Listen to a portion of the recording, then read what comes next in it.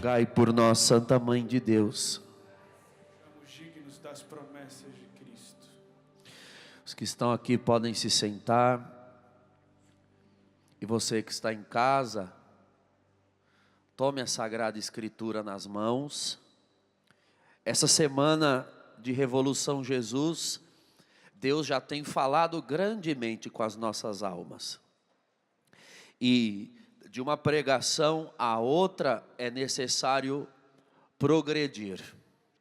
Porque afinal de contas, esse é o intuito, esse é o desejo de um coração que ama e serve a Deus.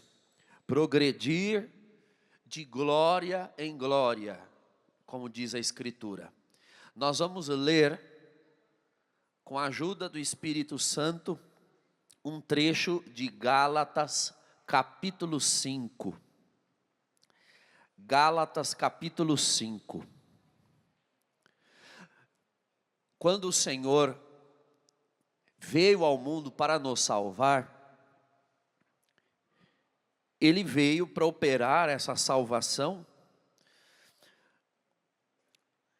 nos configurando nele. Configurar significa dar a figura. Configurar. É um termo que muito se usa hoje em tecnologia da informação. Vamos configurar essa máquina, ou seja, colocar dentro dela os comandos, digamos assim, nos quais ela precisa funcionar.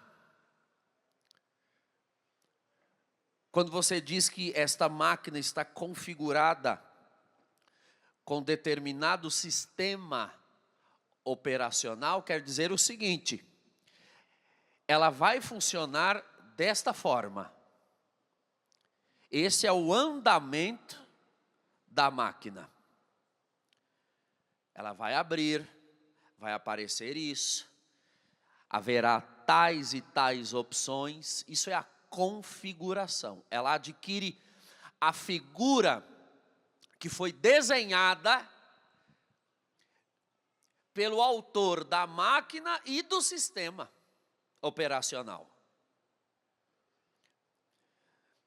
Você que trabalha com isso, e sobretudo os jovens que estudam mais essa parte, e são boa parte dos que acompanham Revolução Jesus, entendem o que eu estou dizendo. A máquina em si mesma tem um valor. Ela já custa muito. Mas veja, embora ela tenha um valor em si mesma e já custe muito, ela não serve de nada se ela não estiver configurada. Você abre, você aperta o botão, ela não liga, não aparece nada. E eu estou falando de uma TV, eu estou falando de um computador, eu estou falando de um laptop, eu estou falando de determinada máquina utilizada para certos tipos de serviço. Ela já é cara em si mesma, mas ela demanda uma configuração. É necessário que um sistema, é necessário que algo que não é palpável, algo que não é tangível, que não pode ser visto ou tocado com as mãos, aconteça dentro da máquina.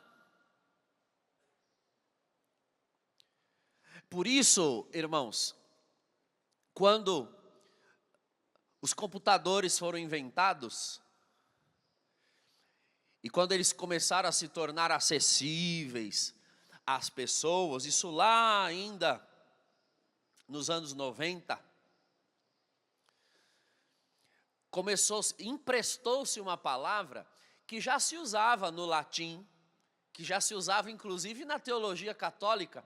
Essa palavra é muito mais antiga do que os computadores. Hoje em dia, quando se ouve essa palavra, se associa a computadores, mas ela é tão antiga quanto a teologia cristã. emprestou-se a palavra virtual. O que é virtual? Vem do latim virtus. Virtus é força.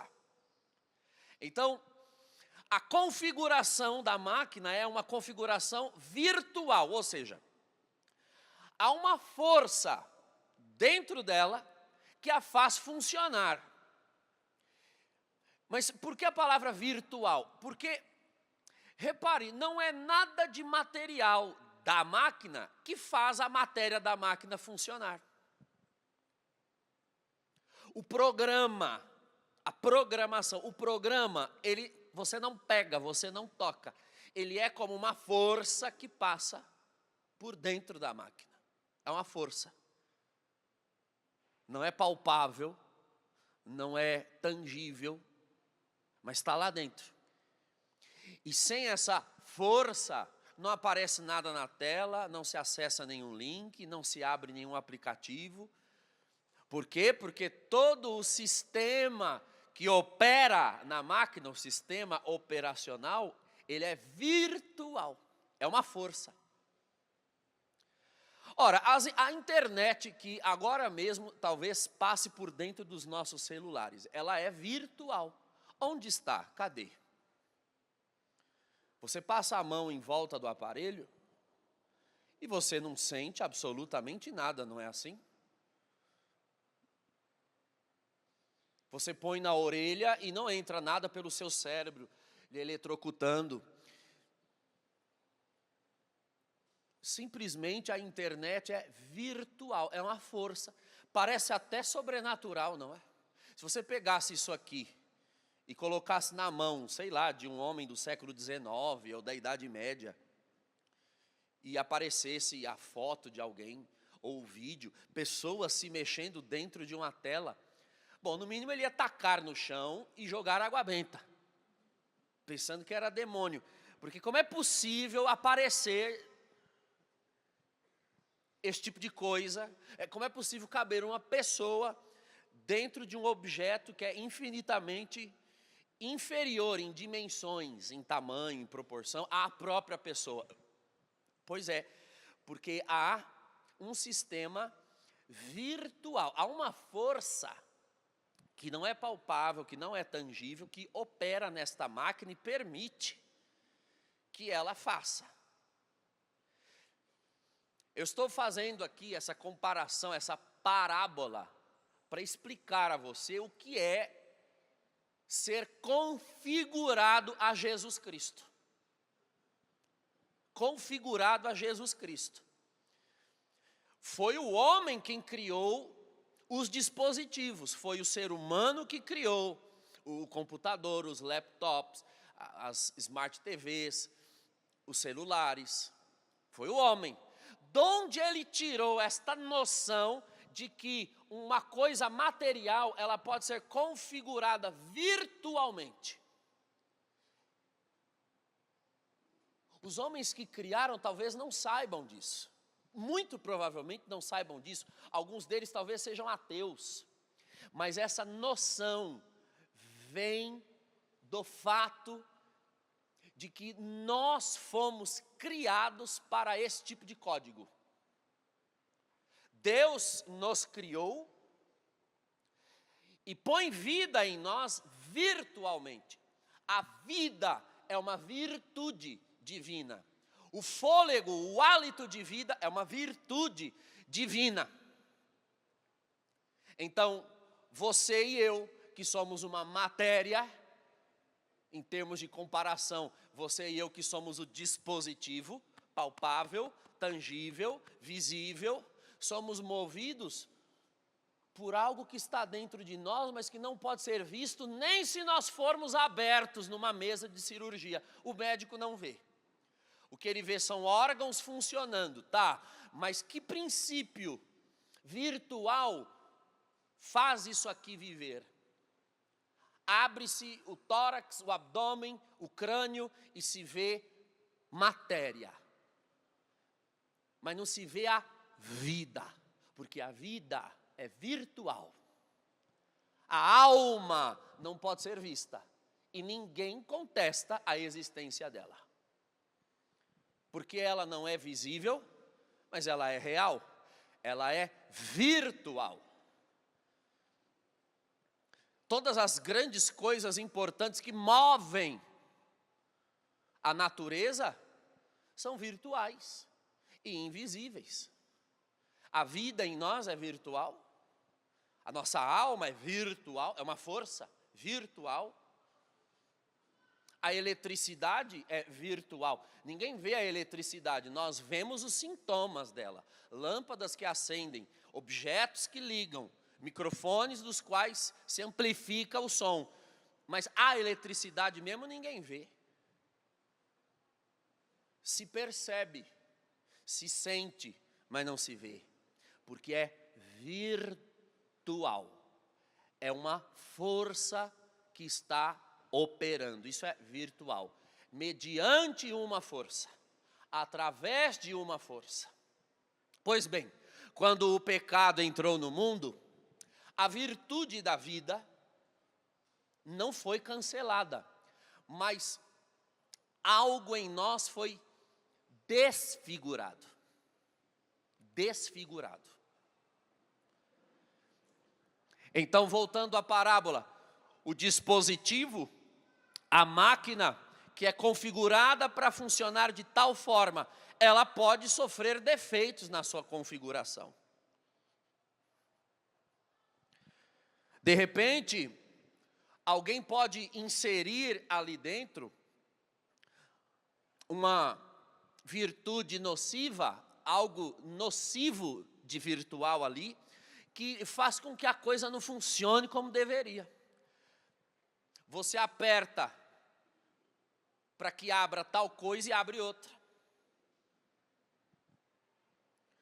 Você clica para enviar, ele apaga. Você clica para apagar, ele envia. E imagine só como as coisas param de funcionar como deveriam. Não é que elas desaparecem. Pior do que desaparecer é estar lá e não funcionar como deveria estar funcionando.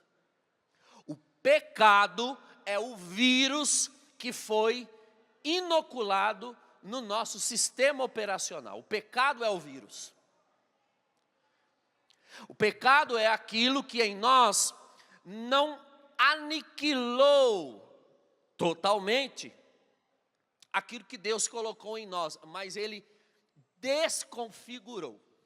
O ser humano vem ao mundo desconfigurado, completamente desconfigurado. Então tem valor em si mesmo, é caro, é precioso, mas precisa receber um antivírus e ser reconfigurado.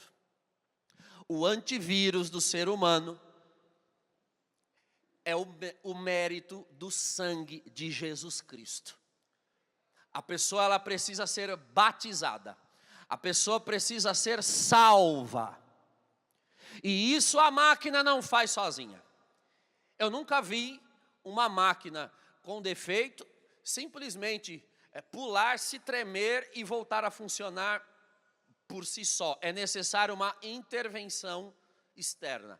Alguém de fora com competência, alguém de fora que saiba como funciona, alguém de fora que seja perito nisso aqui, de preferência uma autorizada, ou seja, alguém que tenha autoridade porque criou, porque construiu, porque fez. A própria marca é autorizada. De onde vem a palavra autorizada? De autor. Quem tem autoridade sobre a máquina? Bom, quem foi o autor dela? Quem fez? O autor de uma máquina tem autoridade sobre ela, porque ele sabe como funciona. E por que ele sabe como funciona? Porque foi ele quem fez. E o funcionamento dela, na realidade, é reflexo do projeto dele em fazê-la funcionar. Porque foi ele quem quis que funcionasse dessa forma. Bom, a autoridade sobre um ser humano pertence ao Senhor, ao Criador. Ele tem a autoridade sobre nós. Porque Ele é o autor da vida humana, Ele é o autor, Ele fez, Ele, portanto, tem autoridade e é autorizado. E caso você e eu estejamos desconfigurados, ou seja, estragados, não estejamos funcionando como deveríamos estar, não tenhamos a felicidade que deveríamos ter, a alegria para a qual nós somos criados para viver, a liberdade para a qual o Senhor nos criou a vivermos, é necessário voltar à autorizada, é necessário voltar às mãos de quem tem autoridade para fazer funcionar. E não adianta a máquina teimar, a máquina insistir, a máquina resistir. Só há um que possui autoridade, que seja autorizado a fazê-la funcionar. Então, Jesus Cristo é o Deus que nos fez, o Deus que nos criou e que veio ao mundo, se encarnou. Romanos, no capítulo 11, diz: porque dele, para ele, são todas as coisas. Deus, ao te criar, tinha o Filho eterno como parâmetro, como modelo. Jesus é o Filho eterno, o Verbo eterno. Ou seja, a mente divina a partir da qual Deus foi criando todas as coisas. Você foi criado a partir da mente de Deus, portanto, a partir do Verbo, a partir do Filho. E é necessário ser configurado por Ele. Configurado nele. Aliás, ele se fez homem justamente para isso, para reconfigurar a humanidade. Então, depois que o pecado entrou no mundo, o ser humano não deixou só de saber o que é e como é Deus, mas o ser humano também deixou de saber o que é e como é o ser humano, porque o ser humano estragou-se. Não adiantava o homem olhar para si mesmo, olharem uns para os outros. Ninguém mais era modelo, parâmetro, referência de humanidade, porque toda a humanidade se perdeu. É o que diz o capítulo 6 da carta aos Romanos. Todos pecaram e ficaram privados da glória de Deus, da graça de Deus. Então vem Deus, na sua autoridade, para reconfigurar. Hoje o Senhor, nesses dias, o Senhor quer reconfigurar você e te deixar no modelo perfeito. Talvez o técnico, o autorizado para saber como o dispositivo deve funcionar, pegue um outro que esteja perfeito e veja como funciona. O sistema operacional funcionando perfeitamente deve acontecer dessa forma. Pois bem, esse não está como aquele. Então eu vou configurar para que se torne semelhante ao que está funcionando corretamente. Ora, o único ser humano que funciona, que é aquilo que Deus sonhou para o ser humano ser, é Jesus Cristo. A carta aos Romanos diz: Ele é o novo Adão.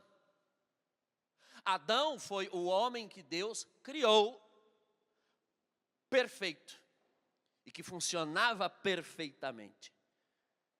Adão e Eva, uma vez desconfigurados, desconfiguraram toda a humanidade. Tudo que foi vindo depois dele, depois de Adão. Jesus Cristo é o novo Adão, ou seja, ele é o novo humano, o novo dispositivo. Como um ser humano deve ser? Como um ser humano deve funcionar? Como um ser humano deve pensar, deve agir para a sua própria realização? Como Jesus Cristo. Jesus é o parâmetro. Jesus é o dispositivo perfeito. É a humanidade disposta de maneira perfeita. Por isso nós precisamos ser configurados a Ele. Ora, o que é que do dispositivo perfeito pode passar para o imperfeito, para fazer o imperfeito funcionar perfeitamente? Bom, se o sistema que opera é virtual, este sistema virtual tem de passar daqui para lá. A virtude, o virtual de Cristo tem de passar para o ser humano pecador. Virtude, repito a tradução da palavra, força. A força que opera em Cristo, a força que está em Cristo. A força que fez Cristo se tornar homem no ventre de Maria Santíssima. A força que trouxe Jesus dos mortos para a condição de ressuscitado. Esta força tem de passar de Cristo para você, para mim. Esta força que tem nome. Em Atos capítulo 1, versículo 8, Jesus disse: não vos afasteis de Jerusalém, porque eu vos enviarei, porque eu vos darei força, e sereis preenchidos com o dom do Espírito Santo. A força, a virtude, o sistema operacional que configura uma pessoa a Jesus Cristo é o Espírito Santo. Se você não for cheio do Espírito Santo, se você não for inundado no Espírito Santo, mergulhado, batizado no Espírito Santo, não há configuração a Jesus Cristo que aconteça. É preciso que o Espírito dele opere em você, porque aquilo que ele opera no Senhor, opera em nós. Claro que na sua devida proporção. O Espírito habita em Cristo na qualidade divina, porque Cristo é o Filho de Deus, é Deus com o Pai. Então o Espírito está unido a Ele de uma forma perfeita, como nunca estará conosco. Mas conosco Ele vai se unindo na medida em que Ele vai encontrando disposição. Disposição. Daí que vem a palavra dispositivo, não é? Dispositivo é aquilo que tem a disposição para receber o sistema operacional. Tem como receber essa virtude. Os jovens que estudam isso, bem entendem o que eu estou falando. Não adianta você tentar baixar num Android algo que foi feito para um iPhone, não é? Não adianta. Porque o iPhone não é dispositivo para esse tipo de aplicativo. Ele não tem disposição. Ele não aceita, ele não recebe. A primeira coisa, você precisa se tornar um dispositivo do Senhor. Ter disposição. Eu quero, eu deixo, eu aceito. Ainda que isso desconfigure o que eu configurei por conta própria. O que você configurou, ou seja, o que você pensou, o que você sonhou, o que você achou por conta própria, você precisa deixar à disposição de Cristo, para que Ele disponha como lhe agrada. Isso aqui, irmãos, é exatamente aqui que a porca torce o rabo. Porque nós vivemos num tempo de sentimentos pagãos disfarçados de cristianismo. E porque estão muito bem disfarçados de cristianismo, as pessoas não percebem que o que elas têm são sentimentos pagãos. O que eu me refiro a sentimentos pagãos? Os sentimentos pagãos nada mais são do que os sentimentos naturais, como ficaram depois que o pecado entrou no mundo. Depois que o vírus foi posto no dispositivo, sabe? Depois que o pecado entrou no mundo, o que é que o ser humano passou a fazer? O que é que os dispositivos passaram, os dispositivos humanos passaram a fazer? Bom, eles mesmos se configuram. E quando se apresentam diante do autor, do autorizado, é para solicitar a Ele que faça funcionar melhor a configuração que Ele mesmo se deu sozinho, que não foi o autor, não foi o autorizado. Então, a moda hoje é assim, as pessoas sonham e trazem os seus sonhos para que Deus os realize. As pessoas têm vontades e elas trazem as suas vontades para que Deus as cumpra. Elas têm desejos e elas trazem os seus desejos diante de Deus para que Deus os faça. Elas não perguntam se é o que Deus quer, elas não perguntam se este sonho foi de Deus para elas. Não, elas trazem os seus caminhos prontos para que Deus os realize. E elas querem que Deus faça de acordo à vontade delas. Isso é o oposto do cristianismo, no qual se ora, seja feita a tua vontade, assim na terra como no céu. Se Deus quiser reconfigurar a sua vontade, se Ele quiser baixar outro sistema que opere em você, que seja operacional em você de outra forma, porque Ele sabe, Ele é o autor, Ele sabe que esse é mais rápido em você, esse é mais eficaz em você, esse vai fazer você ser aquilo para o que você nasceu, para que você foi criado. É necessário uma disposição,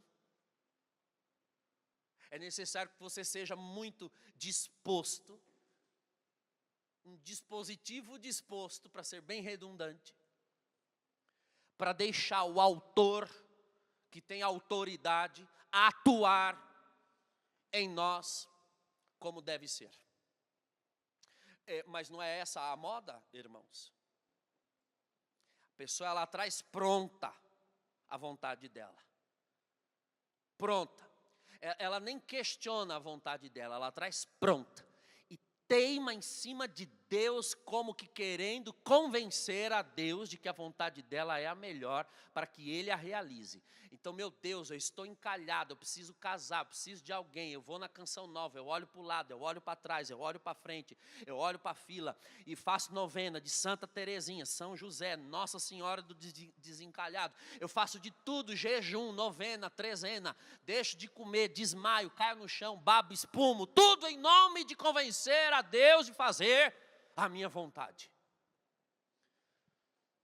Eu imagino Deus sentado no trono, assim, olhando.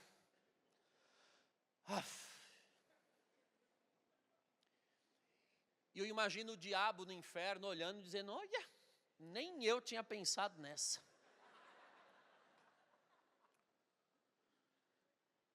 Não deixa, não põe diante de Deus.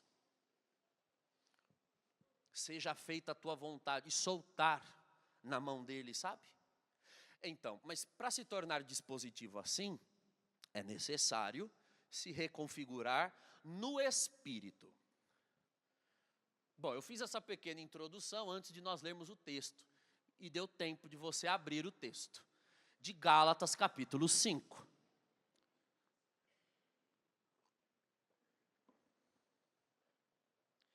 Nós vamos ler aqui já no versículo 1, que está antes do grande título.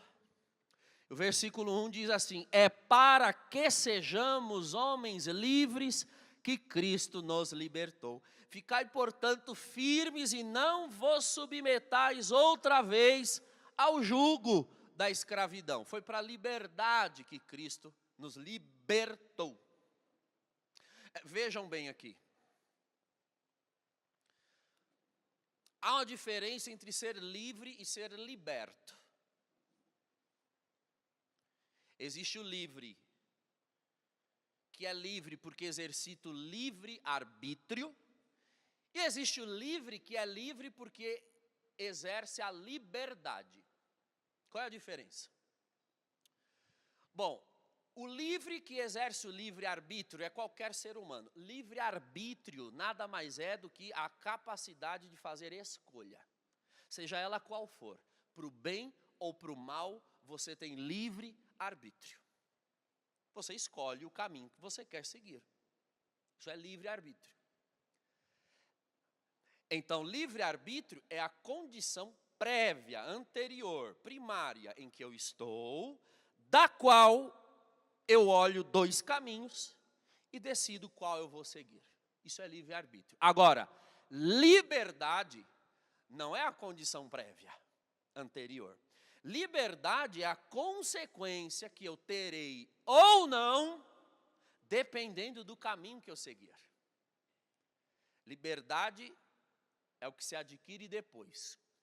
Então veja, um ser humano é livre, ao exercer o livre-arbítrio, de fazer uma escolha. Então, suponha aqui que eu tenho dois caminhos. Eu tenho livre-arbítrio de escolher. Aqui há uma placa dizendo, cuidado, pântano. E aqui há uma placa dizendo, caminho com pedras. Você é livre para escolher por qual caminho vai, pelo pântano ou pelas pedras. Você olha e se depara diante das placas e diz, bom, mas nenhum é agradável, né? Pântano é úmido, sujo, escuro. Pedras são mais firmes, mas, bom, incomodam, a gente tropeça, escorrega, cai. Bom, uma pessoa de bom senso entende que o caminho com pedras é mais seguro do que o caminho pantanoso. Você tem livre-arbítrio para escolher por qual caminho vai, fique tranquilo. Aí a anta, a mula de Balaão, ela escolhe ir pelo pântano. Bom, você é livre para escolher ir pelo pântano, ok. Andando pelo pântano, cai num poço de piche, areia movediça e começa a afundar. Você foi livre para escolher o caminho, não foi? Sim. Você é livre agora para sair da areia movediça na qual está afundando? Não. Então, você tem livre-arbítrio para escolher. Mas se a escolha for errada, você perde a liberdade. Você não tem liberdade. Dependendo do caminho que a pessoa escolhe no seu livre-arbítrio, ela não será livre mais. Ela é livre para escolher e ao escolher perde a liberdade. Ora, foi para a liberdade que Cristo nos libertou. Para a liberdade. Então, quem será livre? O que for livre para escolher pelo caminho das pedras, e apesar de toda a dificuldade que é andar nas pedras, ele continua sendo livre, porque nele ele pode andar, apesar de cair, tropeçar, escorregar. E inclusive continua livre, tão livre é, tanta liberdade tem, que poderia até, se quisesse, voltar e escolher pelo pântano, se quisesse. Liberdade é o que se encontra aqui, no caminho das pedras. Vamos dar um exemplo mais prático.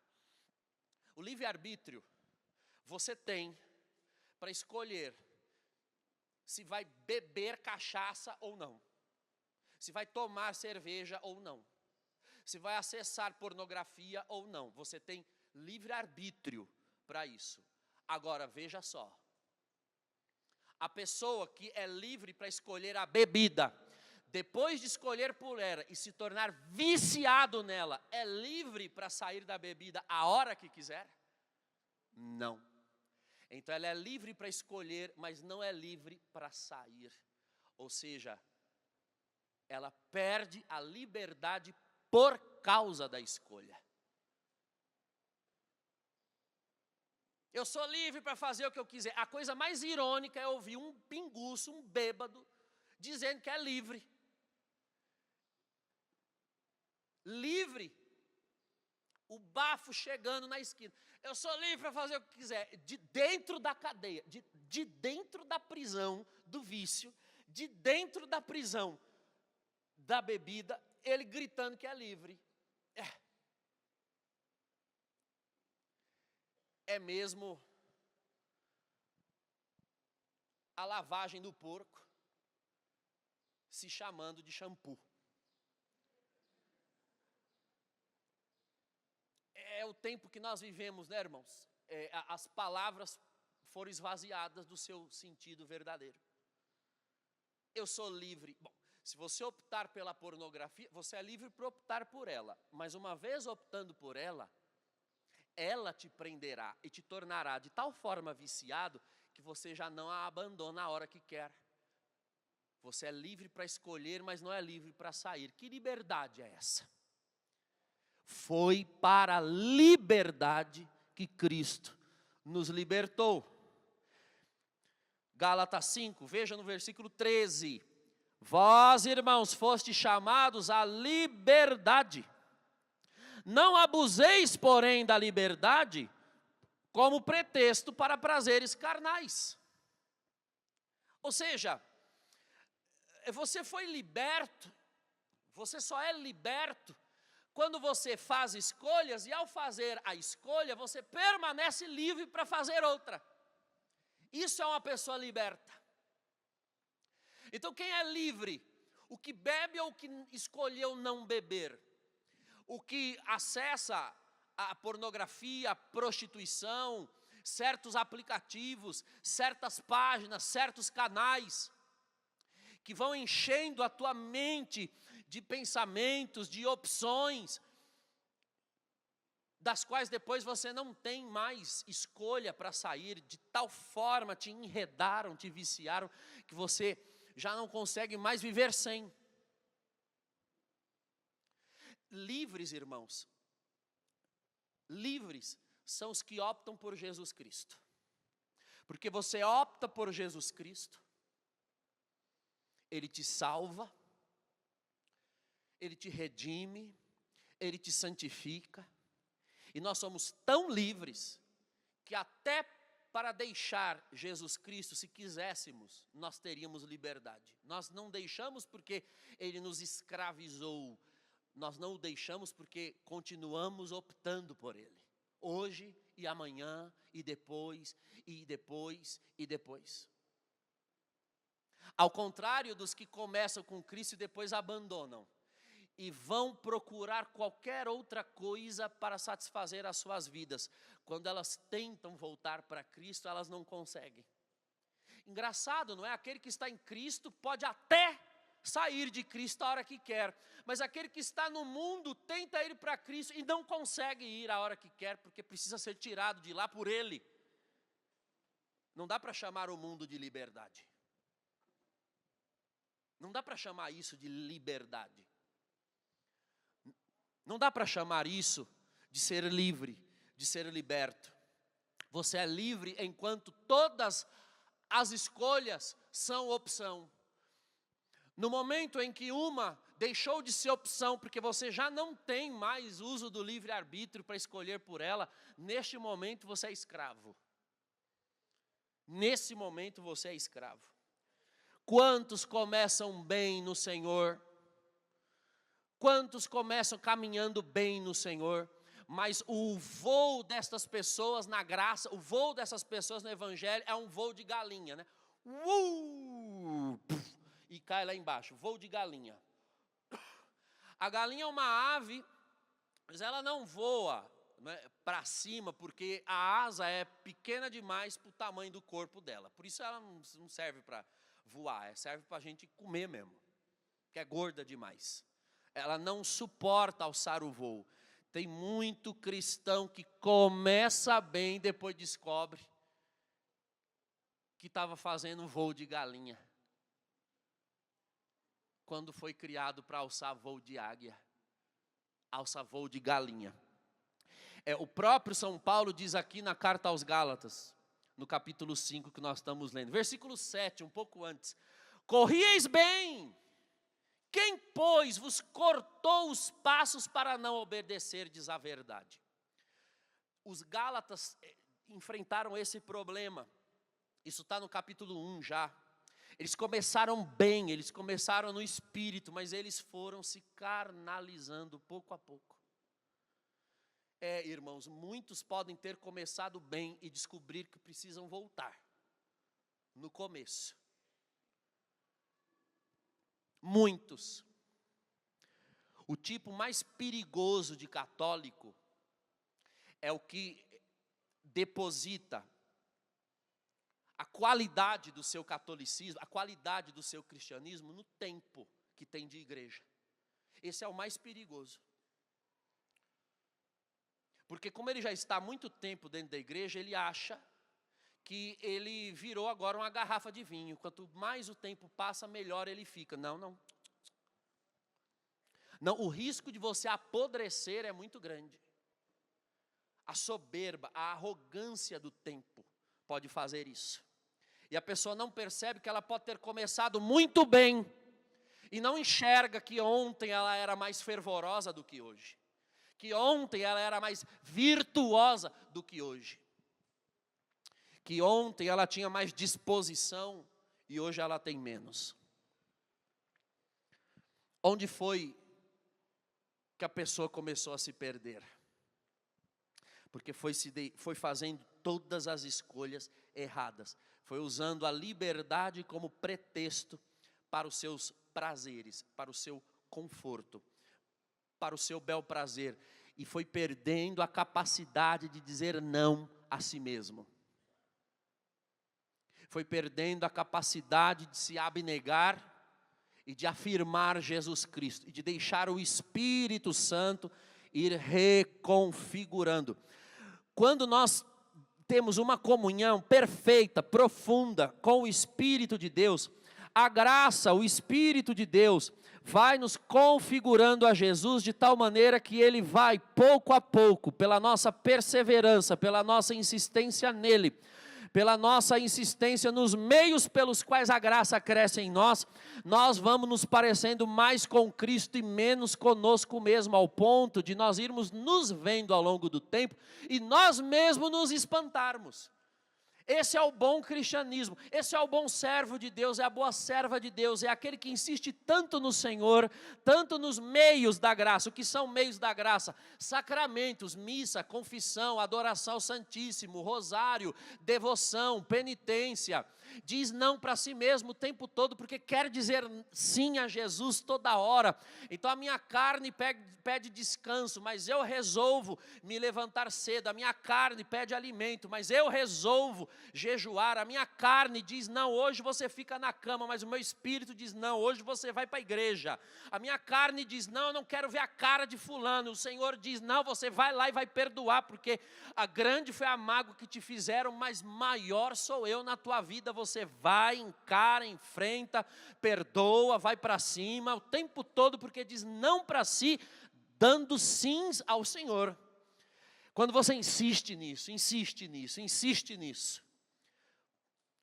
com o uso do livre-arbítrio, por livre decisão, você vai se tornando cada vez mais livre e vai se configurando mais a Jesus.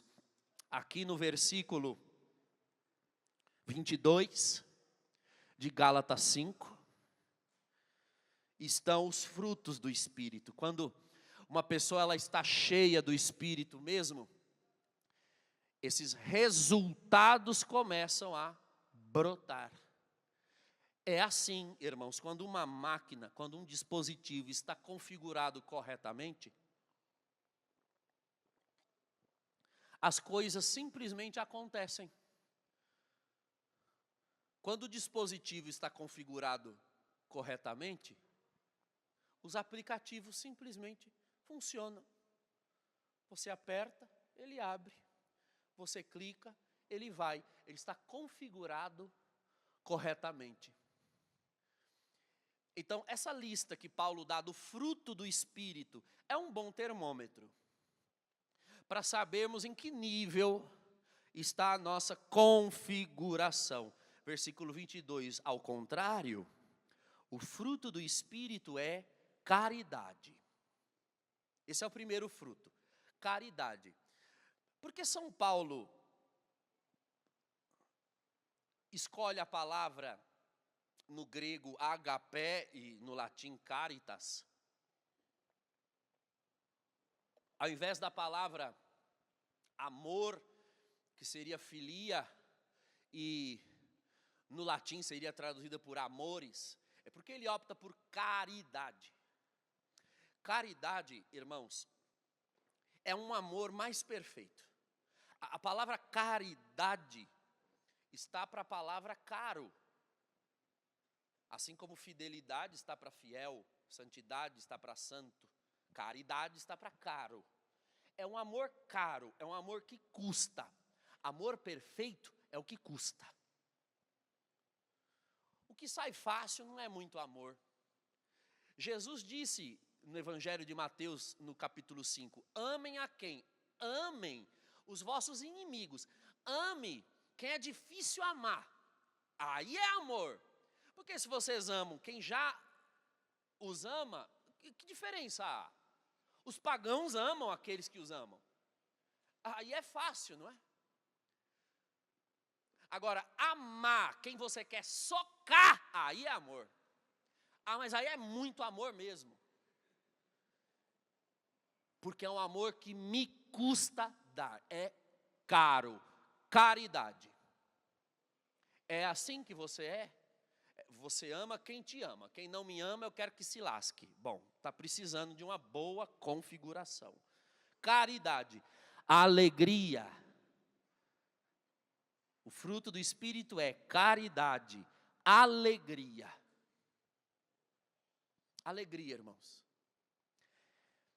Paulo diz aos Filipenses no capítulo 4, versículo 4, alegrai-vos no Senhor, eu repito, alegrai-vos. É possível mandar uma pessoa se alegrar?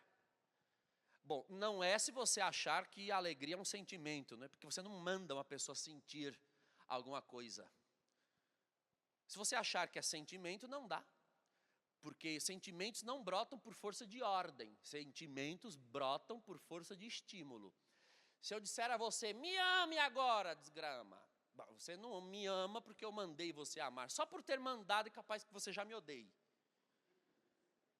Você não manda. Fique triste agora. Chora aí agora. Bom, só de mandar chorar você já ri da minha cara. O sentimento ele não brota por força de ordem. Por império, por imperar. O sentimento precisa de estímulo. Mas Paulo manda os cristãos se alegrarem. Alegrai-vos no Senhor. É possível mandar? Depende. Se você entender que alegria é um sentimento, não. Mas se você entende que alegria é um fruto, como Paulo está descrevendo ali, é um fruto do Espírito. Então não só é possível, como é necessário mandar. A alegria de um cristão não é estimulado por fatores que de fora para dentro o alegram. O nome disso é contentamento. Nossa alegria é um estado permanente causado por certezas. Aconteça o que acontecer em volta, dentro de mim eu tenho certezas. De que eu sou templo do Senhor, o Espírito de Deus habita em mim, eu sou herdeiro de promessas eternas, ainda que eu ande pelo vale da sombra da morte eu não temerei, ainda que eu morra eu viverei, porque eu como o pão da vida e quem come desta carne e bebe deste sangue viverá eternamente. E no último dia ressuscitará, nem a morte me assombra. Como eu posso não me alegrar? Ainda que haja mortes em torno de mim, até de pessoas amadas. Há uma alegria aqui dentro que não pode ser arrancada. Caridade, alegria, paz, paciência, afabilidade. Afabilidade da pessoa afável. Afável é a pessoa agradável. Todos gostam de ficar perto dela. Isso é um bom fruto do Espírito. Veja aí se você já está bem configurado. Quando sabem que você está chegando, se alegram ou saem correndo? Quando sabem que é você que vai coordenar, se alegrem ou fogem para a paróquia vizinha? Quando sabem que é você, correm, odeiam ou amam? É afável ou não é? É de confiança ou não é? É de presença agradável ou não é? Afabilidade, bondade, fidelidade, brandura. temperança, sabe temperar, sabe medir. Contra essas coisas não há lei. Nós vamos orar agora e pedir ao Senhor que nos configure a Jesus, que nos faça livres, livres de verdade. Te falta algum desses frutos? Em mim, com certeza, alguns deles precisam amadurecer. Porque se o Espírito de Deus está em você, não é que falta o fruto, mas ele não está no ponto de colheita. Mas um fruto, quando ele está verde, exposto ao calor correto, ele amadurece. O fogo do Espírito Santo pode amadurecer. Tua fidelidade, tua brandura, tua paciência, tua caridade, a tua afabilidade. Vai olhando para o Senhor dentro da tua alma agora e implorando piedade. Senhor, eu sou um dispositivo com muita desconfiguração, cheio de defeitos. Eu preciso que o Senhor venha aqui agora e injete em mim a virtude, o poder,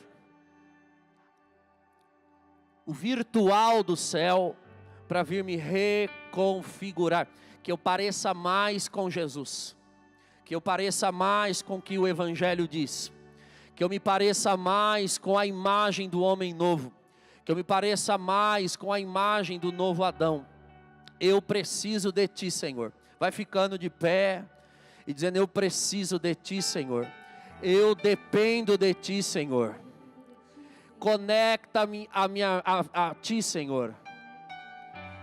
Eu preciso de Ti, Senhor. Eu preciso de Ti, Vem me Senhor. configurar a Ti, Senhor. Vem me configurar a Ti, Senhor. Vem Espírito Santo de Deus. Vem Espírito Venha nos Santo de batizar. Deus. Venha Venha nos preencher. Venha nos Venha nos transformar. Venha nos Vem transformar. fazer em nós a obra nova. Vem fazer em nós a obra nova. Senhor, eu peço agora pelo ministério e autoridade da igreja que o Senhor derrame sobre nós aqui nesse rincão, também sobre aqueles que nos escutam, que nos assistem, aonde estiverem agora, dentro do seu veículo, ou no trabalho, ou em casa. Essa pessoa que está no hospital agora, com a TV ligada, com o celular ligado, ela precisa, ele precisa do Teu Espírito Santo, Senhor. Entra nesse lugar, entra nas nossas almas agora, na nossa mente agora. Vem, Senhor, nos transformar por completo e nos preencher com Teu bom Espírito, e que o Teu Espírito, Senhor, venha encontrando em nós disposições para nos transformar. Vem, Espírito de Deus. Vamos cantar e suplicar e implorar que o Espírito de Deus venha nos reconfigurar a Jesus, ao homem novo, a imagem do homem novo. E recebendo Jesus, para nós adorarmos Ele nesta manhã, eu convido você a cantar esta música com todo o seu coração, com toda a força da tua voz, dizendo para Ele: Senhor, eu me abro ao Teu querer. Vamos cantar isso? Oh, eu me abro ao Teu querer, eu me rendo à Tua voz, quero me submeter